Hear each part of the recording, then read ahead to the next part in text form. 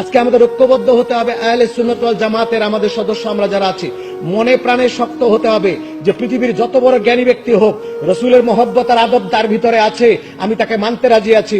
রসুলের মহব্বত আর আদব যার ভিতরে নাই সে আমার জুতার সুতলার ঊর্ধ্বে নয়। যত বড় জ্ঞানী ব্যক্তি হোক তাকে আমি মানতে পারি না। ওইখানে আগে যেতে হবে, তারপরে নিজেদেরকে ইউনাইটেড হতে হবে, নিজেদেরকে দূর থেকে কাছাকাছি আসতে হবে। সামান্যতম কথাবার্তা নিয়ে নিজেদের ভিতরে লাগালাগি করে পার্টি সৃষ্টি করে দেওয়া যাবে না। যেটা আমি অবাক হয়ে গেলাম আমেরিকাতে এসে, বাংলাদেশের থেকে এনে আরো বেশি কি মুশকিল, কথা বলা যায় না এখানে। আমাদের ঐক্য থাকতে হবে, ঐক্য আজকে সবচেয়ে বড় জিনিস আমাদের ভিতরে, ঐক্য থাকতে হবে। আর আমাদের আঞ্চলিকতা ঝেড়ে ফেলতে হবে। কে বাংলাদেশি, কে বিদেশি, কে সিলেটি, কে চিটাগাঙ্গি, কে দিনাজপুর, কে ঢাকা, না। আল্লাহ নবীর মহব্বত আর আদব যার কলিজায় আছে সে আর আমি এক ভাই। সে যেই দেশের হোক না কেন, সে যেখানকারই হোক না কেন, সে আমার ভাই, আমি তার ভাই। এই পর্যায়ে আমাদেরকে আসতে হবে, ভেদাভেদ ভুলে যেতে হবে। ছোটখাটো মত পার্থক্য নিয়ে আমাদেরকে দূরে যাওয়া যাবে না।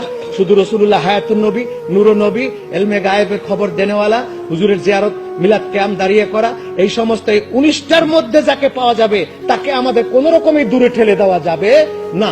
তাকে আমাদের কাছে রাখতে হবে, আমরা তাদের কাছে রাখতে হবে। এই আহ্বান জানিয়ে আপনাদেরকে ধন্যবাদ জানিয়ে আমি এখানে শেষ করছি। আসসালামু আলাইকুম ওয়া রাহমাতুল্লাহি ওয়া বারাকাতুহু।